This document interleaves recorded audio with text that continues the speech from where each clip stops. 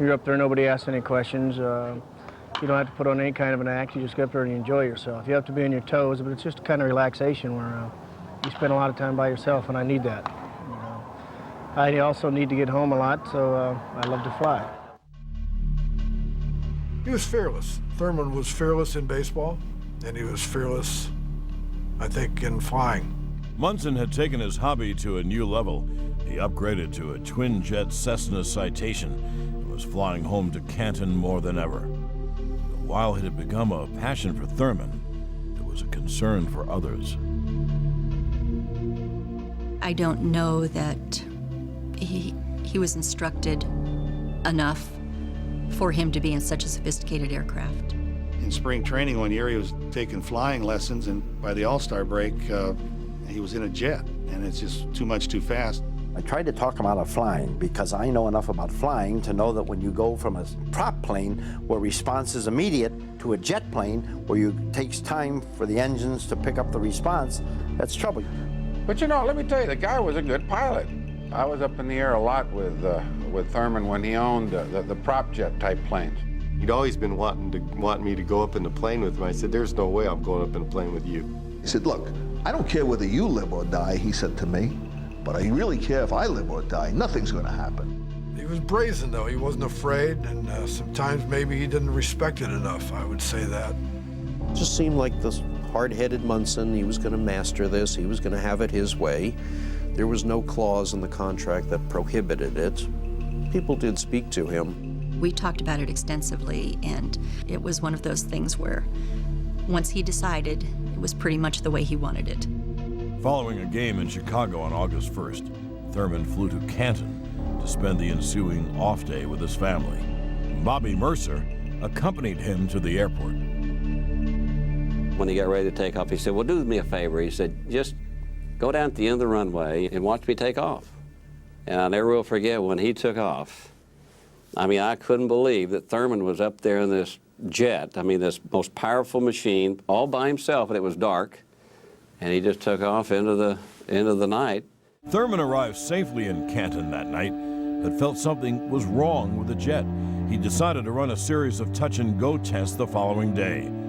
It was on one of those maneuvers that Thurman crashed, just 1,000 feet from the runway. The phone rang, and the voice on the other line said, this is George.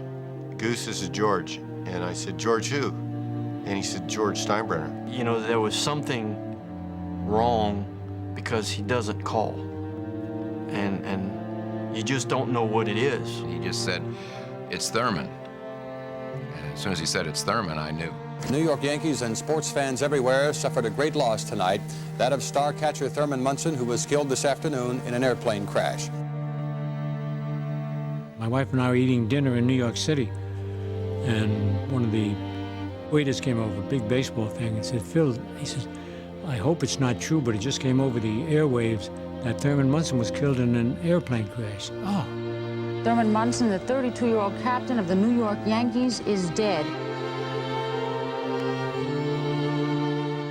Roberto Clemente had been killed a few years earlier in a plane crash, but a modern athlete in the prime of his career, in such a high-profile position as being the captain of the Yankees. Boy, we hadn't seen that come in sports in a long time. This was huge. My first reaction was shock. My second reaction was anger at Thurman because of the airplane.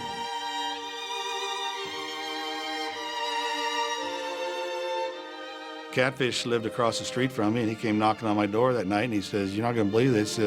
He says, Thurman's dead. I thought, man, he must be joking. I was just shocked. I couldn't believe it. I mean, I just saw him.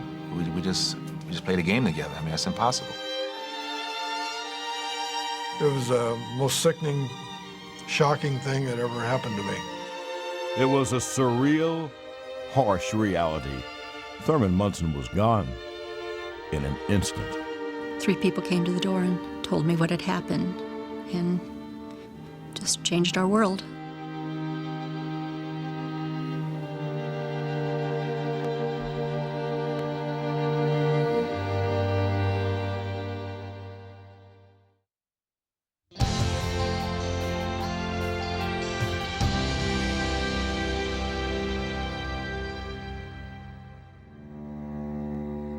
As hard as it was, the Yankees tried to play a game the night after Thurman died. The weather was appropriate. It was a misty, cold rain. It was like tears enveloping the fans. They had a big flower spread in front of his locker, and his catching gear was hanging up in the locker, and the locker was completely cleaned out. And I'll just never forget that. That's when I broke down, and that's when it really hit me, you know, just seeing that locker. We pause to pray for Thurman Munson, our brother and your faithful son.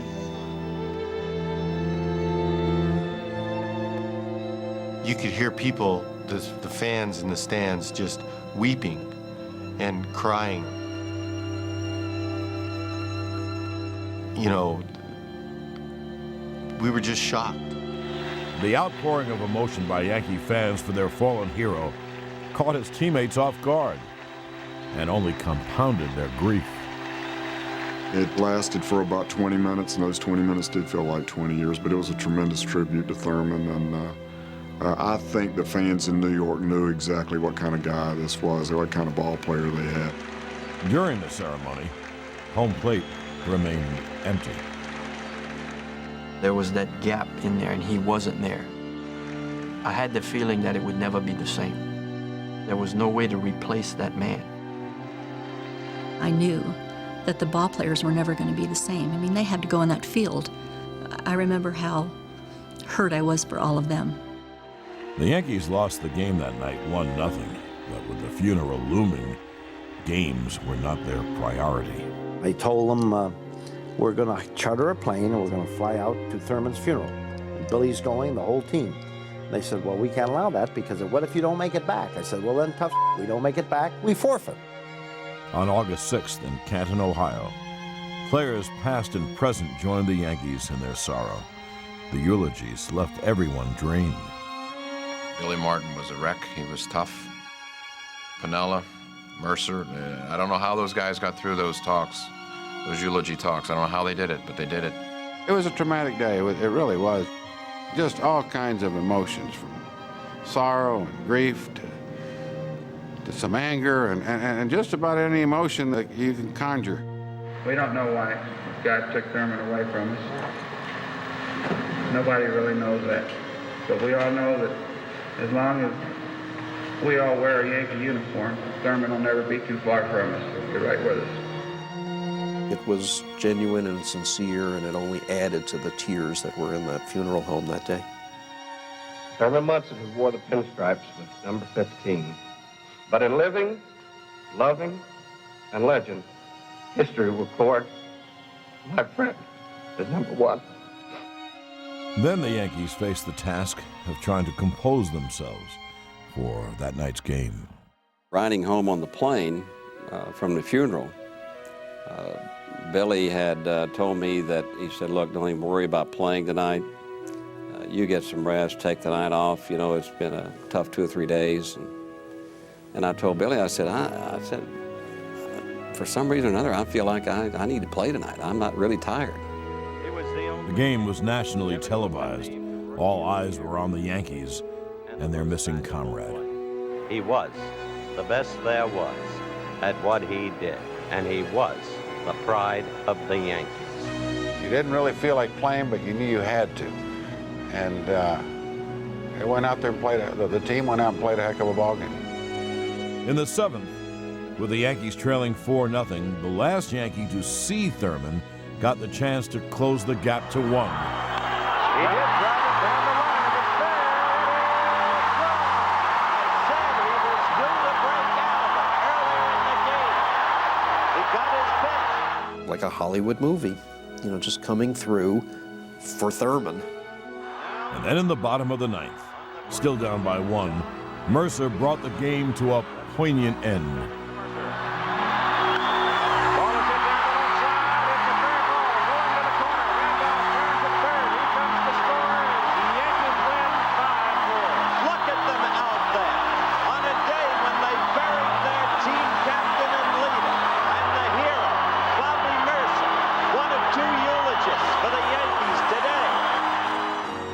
This was for Thurman.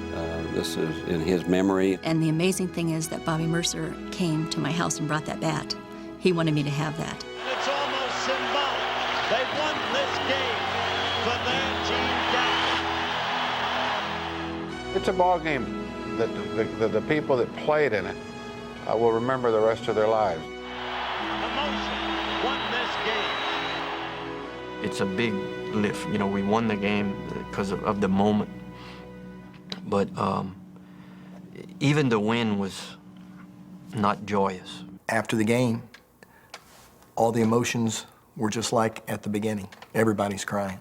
It was difficult for us to rebound from that. It took us a while, even going into next year. You know, when you lose your leader, when you lose your spiritual leader on your team, your captain, it's tough. The bottom line is we knew he wasn't coming back, and we all really felt bad for Diane and the kids that they're going to have to do it without Thurman. I remember after the game, everybody going and one by one standing in front of his locker. And I am still grateful that that locker's empty in the Yankee clubhouse. His life was simple.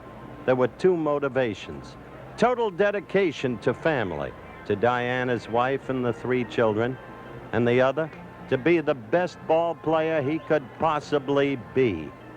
He succeeded more in his brief 32 years of life than most of us do in the normal 75, because he was in the richest Yankee tradition. The tradition of dignity and glory of Ruth and Gehrig and DiMaggio and Henrik and Mantle and Maris and Ford and all of them who have made baseball history. And more than that, he somehow showed that simplicity and honesty were the most important qualities in life. It is quite possible that the last network interview he ever did was the one he did with me just a couple of weeks ago. And his answer to my final question shows that honesty and that decency. Looking over your statistics, Thurm, every year 100 runs batted in, averaging out to 16 homers. Last year, the nagging shoulder injury, and only 6 homers, including the monstrous one that beat Kansas City. This year, still a paucity of home runs. What troubles you? Well, Howard, you know, I think, you know, there's a couple things. I think, you know, one thing last year, I got in a lot of bad habits because my shoulder, you know, did hurt so bad. Now I got it operated on, and it's really not as strong as it should be. You know, we waited a long time in January, and when I went to spring training, I still couldn't throw, and I couldn't swing very well. So I think it's a combination of things. And, you know, let's face it, I have a lot of pride in myself, and I'm putting a lot of pressure on myself right now. And I get up there, and I'm probably over-swinging and, you know, trying to do things that I can't. And whenever you're tense at the plate and not relaxed, you know, you lose something. But I can promise you that whether it's this year or next year or what, before my career is over, I'm going to get back to doing what I can do best, and that's driving in runs and putting some victories up there on the scoreboard. You're still the fulcrum of this ball club, the best there is at what you do. Good luck to you. Thank you, Howard. Thank you. He was the only Yankee ever to have been named Rookie of the Year in his league and the most valuable player. He was the best there was at what he did, and he was the pride of the Yankees. And right now you're looking at a sign that says it'll never be the same without you, Thurman. We love number 15. Here is the owner of the New York Yankees, George Steinbrenner. George, direct question. I was in your clubhouse. It was like a wake. Some of the players emotionally drained, virtually all of them. Did you ever consider canceling either last Friday night's game or tonight's game? Well, Howard, I think we're all emotionally drained in the Yankee family, and yes, we did.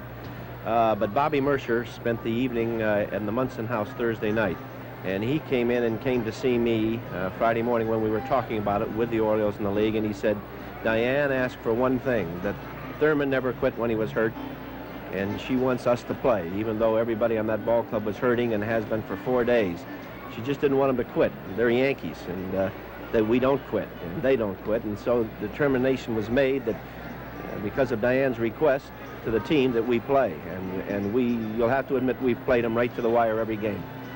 then the Yankees have not given up for this season. The trading of Rivers was not a give-up sign. Not at all. The Yankees never give up, Howard. We proved that last year, and we've had more adversity than any team I've ever seen this year. But the fellas got up this morning at 5:30. They've been up all day. They're drained emotionally. They're tired, but they were where they should be. They were where they wanted to be, with Thurman right to the grave and right to the end. And that's the way they are, and that's the way Yankees are. You're done in yourself, aren't you? Pretty much. I want to say this to you publicly because you deserve it. A, I know you wanted Diane and the public to see the Yankees tonight. So again, and I mentioned this previously on the telecast, thank you for lifting the blackout. And you're a battler. Well, and good luck to you. We'll battle back. Don't worry about us, Howard. Anybody thinks they're going to walk over us this season, got another guess. Remember I said that. They're Yankees. Thank you. Thank you, Howard. We'll go back to the action. Thank you. Good luck to you.